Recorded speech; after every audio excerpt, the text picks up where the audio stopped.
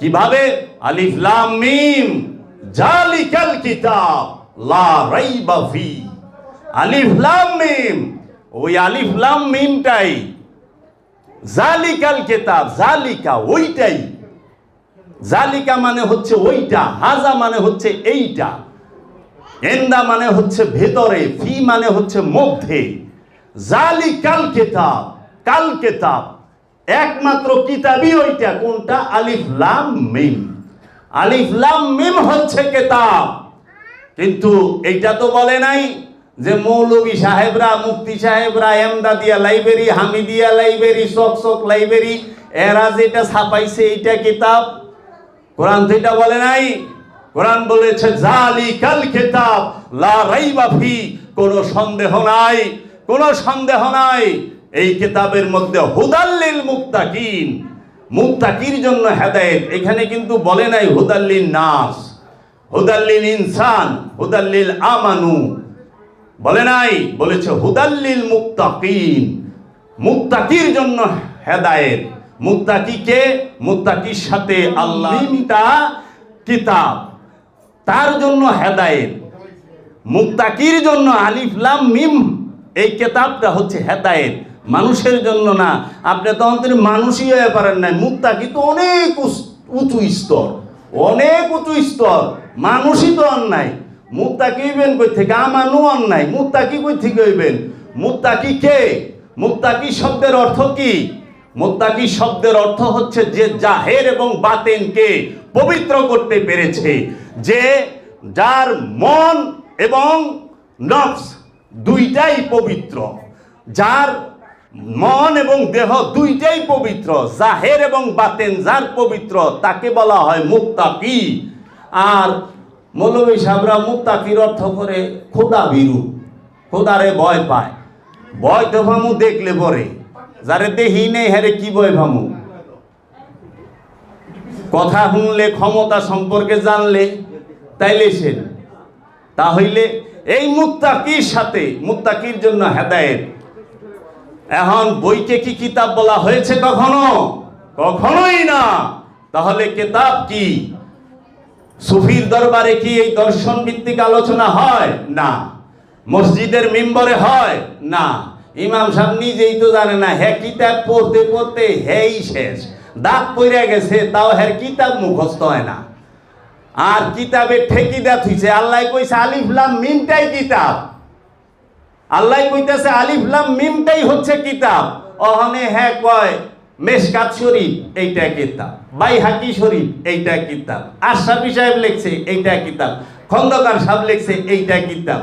এই কেতাব কেতাব কেতাব কেতাব, কেতাবের শেষ নাই। বিশ্বাস করেন, আমি তো আরবে থাকছি, আরবিয়ান সবাই কয় কিতাব, জিব জিব কিতাব, কিতাব কয়। আরবিতে বইয়ের কিতাব কইছে। চলে কোথায়? ভাষার মধ্যে। আসলে কি কোরআন কি কিতাব বলেছে এই বইকে? না। কিতাব কি? আমি কিতাবের মধ্যে কোরআনকে সংরক্ষণ করিয়া রাখিয়াছি। কিতাবের মধ্যে কোরআন থাকে, আর এই কোরআনকে আমি লৌহে মাহফুজে রেখেছি। লৌহুম মাহফুজ কি হবে সাহেব? লৌহে মাহফুজে। তাহলে লৌহে মাহফুজ কোথায়? লৌহে মাহফুজ সে এই কিতাবের মধ্যে। আর লৌহে মাহফুজের মধ্যে কি আছে? কোরআন আছে। কি বলতেছে? ইয়াসিন, ইয়াসিন হে আমার হাবিব, আল কুরআনুল হাকিম, আল একমাত্র কুরআনুল হাকিম, একমাত্র বিজ্ঞানময় কোরআনই হচ্ছে ইয়াসিন। আল্লাহর হাবিব আপনি নিজেই আল কুরআনুল হাকিম, বিজ্ঞানময় কোরআন। মুহাম্মদ সাল্লাল্লাহু আলাইহি ওয়াসাল্লামকে রব্বুল আলামিন নিজেই বললেন ইয়াসিন আল কুরআনুল হাকিম। হে ইয়াসিন, হে আমার হাবিব, আপনি নিজেই হচ্ছেন এই বিজ্ঞানময় কোরআন। আর মৌলবীরাই দর্শনই বুঝলো না। তারা কয় ইয়াসিনটা, ইয়াসিন আল কুরআনুল হাকিম, ইন্নাকা লামিনাল মুরসালিন, ইন্না নিশ্চয়ই, অবশ্যই, কালা কি বলিলেন, মিনাল হইতে মুরসালিন, নবী রসুলের বহুবচন হচ্ছে মুরসালিন। রসুলদের হইতে সম্মানিত যে রসুল সে বলল কি, ইয়াসিন আল কুরআনুল হাকিম ইন্নাকা লামিনাল মুরসালিন আলা সিরাতিম মুস্তাকিম। আলা মানে উপরে, সিরাত মানে পথ, সিরাত মানে পথ রাস্তা, আলা সিরাতিম মুস্তাকিম। মুস্তাকিম শব্দের অর্থ একমাত্র সঠিক।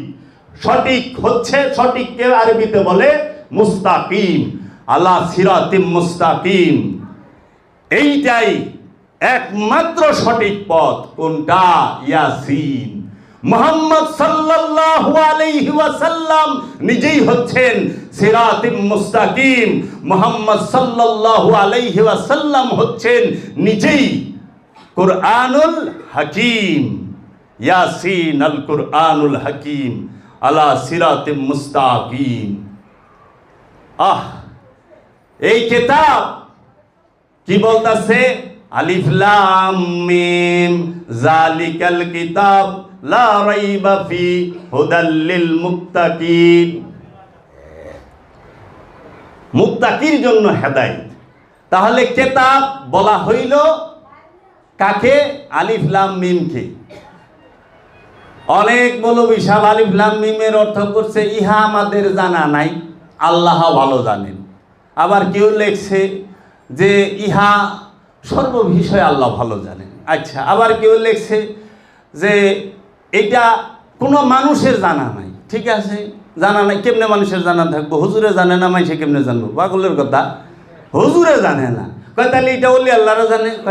আমি জানি না, ওলি কেমনে জানবো মিয়া? আমি হইলে আল্লামা, ওলি জানার প্রশ্নই আসে না, কারণ আমি তো জানি না।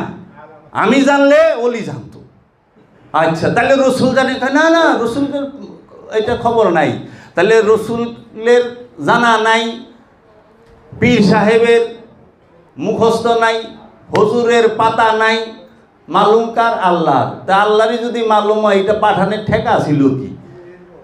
বাবা জাহাঙ্গীরের কিতাবে লিখতেছে, শুনিয়া রাখ, বিশ্বের সর্বশ্রেষ্ঠ, পৃথিবীর সর্বশ্রেষ্ঠ অনুবাদ হুবহু হচ্ছে আলিফ লাম মিমের। বাবা জাহাঙ্গীর করেছেন, যাহা রহস্য জগৎ এবং সৃষ্টি জগতের অসাধারণ মিলন করে দিয়েছেন বাবা জাহাঙ্গীর।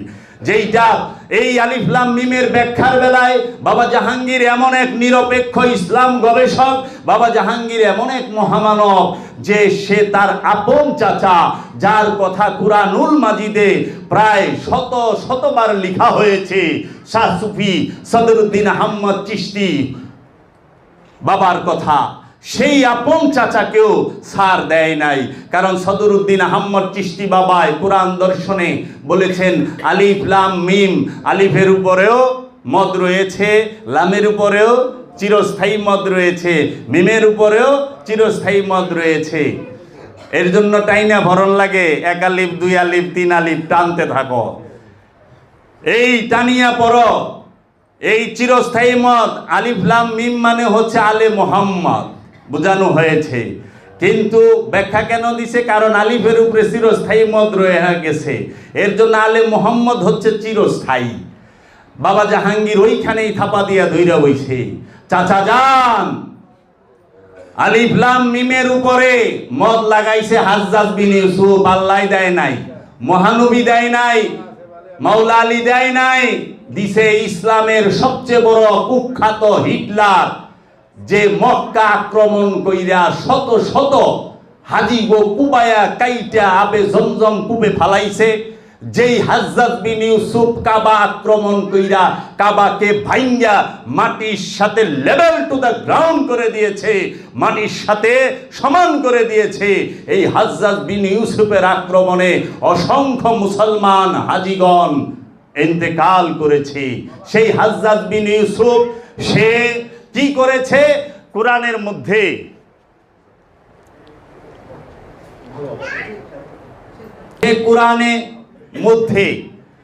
কোরআনের আয়াত, এই লাইনের আর কোরআনের যে হরফ অক্ষর এর উপরে মদ সংযোজন করেছেন। সেই মদের সুযোগটা শাহ সুফি সদরুদ্দিন আহমদ চিশতি দাদা গ্রহণ করেছেন এবং বর্তমানে দেখি সমস্ত বাউল শিল্পীগণ আলিফ লাম মিমের ব্যাখ্যা ইদানিং শুরু করছে কোরআন দর্শন বইরা। এইটা চিরস্থায়ী মত রয়েছে, আলিফ লাম মিম মানে হচ্ছে আলে মুহাম্মদ। এখন তারাও গান গায়, তারাও খুব দেখলাম তাত্ত্বিক আলোচনা করে, কিন্তু তত্ত্ব যে কি এইটাই বুঝলো না, কিন্তু আলোচনাটা করলে তাত্ত্বিক করে। তাত্ত্বিক আলোচনা সেই করতে পারবে যে আত্মদর্শন হয়েছে, মুখস্থ কইরা তাত্ত্বিক আলোচনা হয় না। তাহলে আলিফ লাম মিম, বাবা জাহাঙ্গীর বলেছে আলিফ শব্দের অর্থ হচ্ছে পুরুষ শক্তি, লাম শব্দের অর্থ হচ্ছে মিলন শক্তি, মিম শব্দের অর্থ হচ্ছে নারী শক্তি। আলিফ মানে হচ্ছে পুরুষ শক্তি, লাম মানে হচ্ছে মিলন শক্তি। দেখেন শক্তি মিলন, মিম মানে হচ্ছে নারী শক্তি। পৃথিবীতে যত সৃষ্টি আছে, উদ্ভিদ জগৎ হোক, জীব জগৎ হোক, সেটা হোক জলচর, সেটা হোক আকাশচর, কিংবা যেটা জমিনের উপরে থাকে, মানুষ, পশু পাখি, মাছ, যাহা কিছু আছে সমস্ত কিছু এই পুরুষ শক্তি এবং এই নর শক্তি এবং নারী শক্তির মিলনের মাধ্যমে বহমান চলমান। আমি যে হয়েছি, এই পৃথিবীতে আগমন করেছি পুরুষ এবং নারী শক্তির মিলনে। আমার বাবা পুরুষ শক্তি, আমার মা নারী শক্তি, দুইজনের মিলনে আলিফ লাম মিমের থেকে মিম বাইরে। আলিফ লাম একখানে হইলেই, আলিফ লাম মিম একখানে হয়ে গেলেই জালিকাল কিতাব বাইরেইব। আলিফ লাম মিম যখন মিলিত হবে তখন জালিকাল কিতাব আইব। জালিকাল কিতাব। এই এখন দেখেন পশুর জগতে গাভী আর ষাঁড় মিলন করলে বাচ্চা হয় নাকি? পাখি তাই, মাছ নদীর মধ্যে, মাছের মধ্যেও তাই, উদ্ভিদ গাছের মধ্যে, ফলের মধ্যে, ফুলের মধ্যে, সব জায়গায় তো পুরুষ এবং নারী শক্তির খেলা চলতেছে নীরবে। এই পুরুষ শক্তি এবং নারী শক্তির মিলনে, এই যে মিলনের ধারা, অতি গোপনে রহস্যিক ভাবে এই স্রোত ধারা বহমান আছে, চলমান আছে, স্রোত চলতেছে। পদ্মা নদীতে কত স্রোত উপরের থেকে দেখে বোঝন যায় না, নদীতে নামলে বোঝন যায় স্রোত কেমন। যে টলার চালায় পদ্মার মধ্যে সে জানে এই স্রোতটা কেমন, ধার কেমন। তাহলে পরে এই যে বিষয়গুলা আপনারা একটু খেয়াল করেন যে নারী এবং পুরুষ শক্তির মিলনে সমস্ত সৃষ্টি চলমান। আচ্ছা, বস্তু জগৎ, গাড়ি চলতে কি লাগবো? ব্যাটারি। ব্যাটারির মধ্যে কি আছে? যুগ আর বিয়োগ, প্লাস আর মাইনাস। মাইনাস প্লাস না থাকলে গাড়ি স্টার্ট লইব না। এই যে লাইট জ্বলতাছে, এটা বস্তু, এইটা জীব না, গাড়ি বস্তু। বিজ্ঞান আবিষ্কার করছে, গাড়ি আল্লাহ আবিষ্কার করে নাই। গাড়ি আবিষ্কার করছে বিজ্ঞানীরা, না আল্লাহ আবিষ্কার করছে কোন গাড়ি? মার্সিডিজ আল্লাহ বানাইছে? BMW আল্লাহ বানাইছে? ল্যান্ড ক্রুজার আল্লাহ বানাইছে? না, বিজ্ঞানীরা। বিমান কে বানাইছে? মৌলবীরা ঠেলা দেই করে দিব আল্লাহ বানাইছে? না, বিমানও বিজ্ঞানীতেই বানাইছে। বস্তু জগৎ, বস্তুর উন্নতি, বাবা জাহাঙ্গীর বলেছে বস্তু জগতের উন্নতি সাধনে খান্নাস রূপী শয়তানের অনেক বড় অবদান। ওনার মতো অবদান আর কারো নাই। কারণ যখনই আমার হৃদয়ে খান্নাস রূপী শয়তানের অবস্থান থাকে, তখনই আমার মধ্যে বস্তু জগতের উন্নতির ইচ্ছা জাগে। বস্তু জগতের উন্নতি, গাড়ি কেনার ইচ্ছা কার জাগে? কার জাগে? যে বস্তু জগতের উন্নতি চায়, যে আত্মিক উন্নতি চায়, যে মনোজগতের উন্নতি চায়। হ্যাঁ, মার্সিডিস কিনায় কি করব? হ্যাঁ, তো সাধনায় যাইব। আর যে পরিবেশের উন্নতি চায় সে ডুপ্লেক্স বাড়ি করব। ফ্যামিলির উন্নতি, মানুষের একটু দেখাইব, দেখো না আমি কোন বাড়িতে থাকি, খালি আও ঘরের ভিতর দিয়ে সিঁড়ি, খালি কি সিঁড়ি, এখানে সুইমিং পুল আছে, দেখো আমি কই গোসল করি, ঘরের ভিতরে সাঁতরাই। তোমার সাঁতরাই বেরোলে গাঙ্গে যাওয়ান লাগে, আমি ঘরেই সাঁতরাই, পানি টল টল টল টল করে। বস্তুর উন্নতি বাবা, এইটা আল্লাহ কইরা দেয় নাই। এইটার পিছনে শয়তানের অনেক বড় অবদান আছে। কারণ বিজ্ঞানী খান্নাস রূপী শয়তান মুক্ত না। আলবার্ট আইনস্টাইন সে বিজ্ঞানী, স্টিফেন হকিং সে বিজ্ঞানী, ডারউইন সে বিজ্ঞানী, তাই না? বিজ্ঞানীরা কি খান্নাস মুক্ত? না, আল্লাহর ওলিরা খান্নাস মুক্ত। এর জন্য আল্লাহর ওলিরা ধ্যান সাধনার শিক্ষা দেয়। এটা বস্তুর জগতের উন্নতি নয়, মনোজগতের উন্নতি, নফসের উন্নতি। এর জন্য আল্লামা ইকবাল বলেছেন, দায়রে ইশক মে আপনা মাকাম পায়দা কর, দায়রে ইশক মে আপনা মাকাম পায়দা কর। তুমি তোমার মুর্শিদের মোহব্বতে নিজের রাজ্য তৈরি করো। ये खुदी ना बेचे गरीबी में नाम पैदा कर। তুমি তোমার এই খুদিটাকে বিক্রি কইরা গরিব নিঃস্বের খাতায় নাম লেখাও, নাম পয়দা করো, সৃষ্টি করো। তখন কি করবে? তোমার মাসুকা তেরি তরিকা আমিরি নাহি ফকিরি হে। তোমার রাস্তা বড়লোকি না, বাদশাহী না, আমিরি নাহি ফকিরি।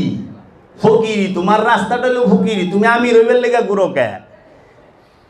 আমির হওয়ার জন্য ঘুরো না। এই নফসকে আল্লামা ইকবাল বলেছে, তুমি তোমার খুদিকে এত উন্নত করো যে খোদা নিজে আইসা তোমাকে জিজ্ঞেস করে, বাতা তেরি ইরাদা ক্যা হ্যায়। যে তোমার খোদা আইসা তোমাকে জিজ্ঞেস করে, বলো তুমি কি চাও আমার কাছে।